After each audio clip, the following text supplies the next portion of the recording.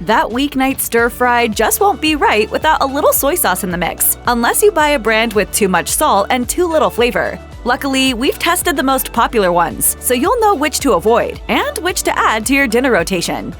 Tamari sauce isn't quite soy sauce. It's a kind of sauce made from fermented miso paste rather than soybeans and wheat. The result is intended to be a more even-handed version of similar tasting notes, a notion that Signature Select puts on the table with its own tamari blend. Shifting to another type of sauce can pay off big time for home chefs, but only when the sauce in the bottle works its magic for real, and Signature Select really doesn't. Sadly, this was the most watery and least flavored of all the options in our taste test. In fact, we tried it late in the testing process, and the flavors from the other bottles and brands actually managed to punch through it. As a result, we can only conclude that Signature Select flubbed the formula for tamari. This one, then, is a definite no-go.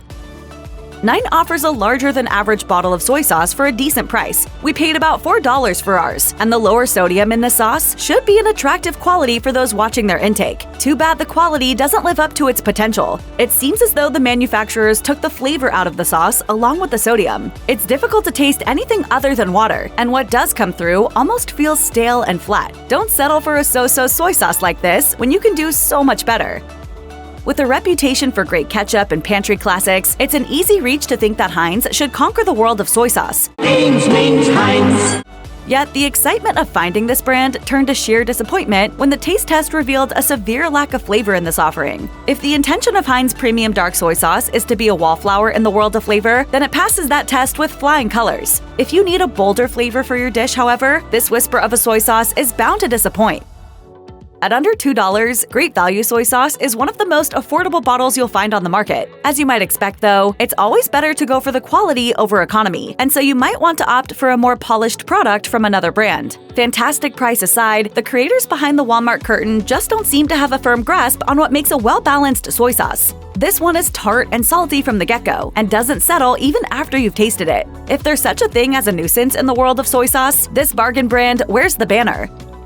Grabbing a bottle of Kroger soy sauce may seem like a sensible thing to do, considering the relatively dependable quality of the other offerings from this no-frills label, as well as that budget-beating price. But a no-frills move into the soy sauce world ends up doing Kroger no favors, and you'll be bearing the brunt of a soy sauce that can't get up to speed. The biggest problem with this soy sauce is the distinctly fishy essence, which, while an important part of some soy sauces, can easily become a problem if it's not balanced well. Unless your dish benefits from a punch like this, Kroger soy sauce could be dropping a whole heap of no thank you into your lunch or dinner plans.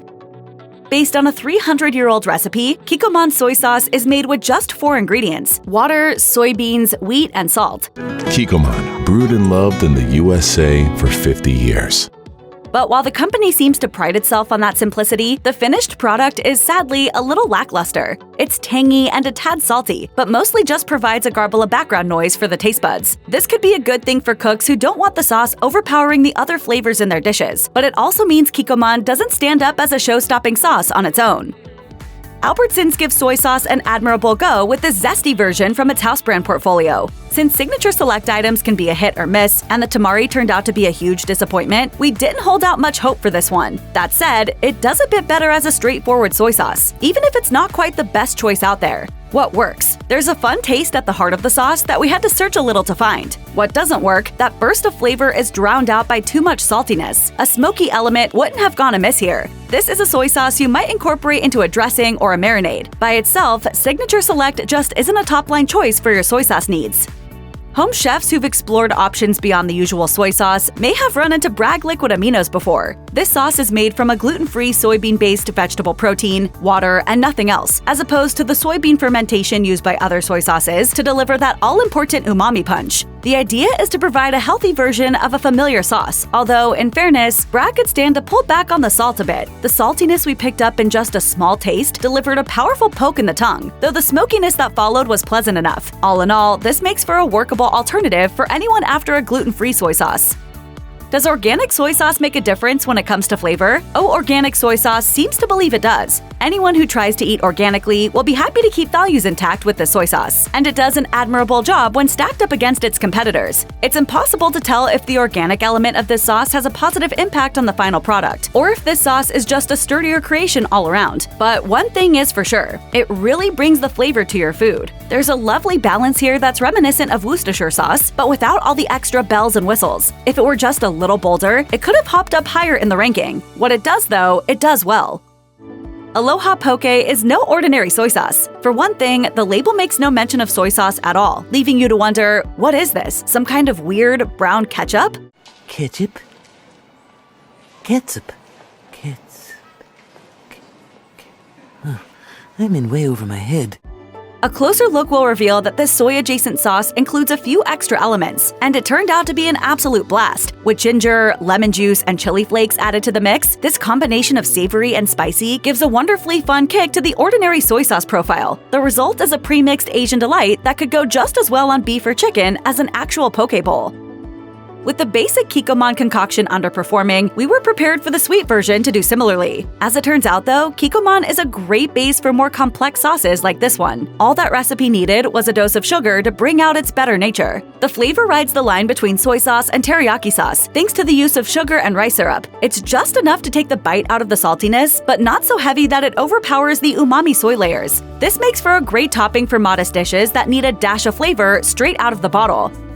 Kroger hauls out its attempt at an organic soy sauce, and it comes up with a real winner. It's a pleasant surprise to find that the company's Simple Truth organic soy sauce is as high quality as the other items from the brand, bottling up one of the more sophisticated taste blends on the list. Somehow, the first thing that hits you with this bottle is a pineapple aroma, despite the fact that the fruit isn't used in the recipe. It's a fun additional element in what turns out to be a salty yet enjoyable soy sauce, one that we would recommend for use in a stir-fry or basic rice bowl to add some dazzling flavor to your veggies. This one is a little more expensive than most, but the taste more than justifies the higher price.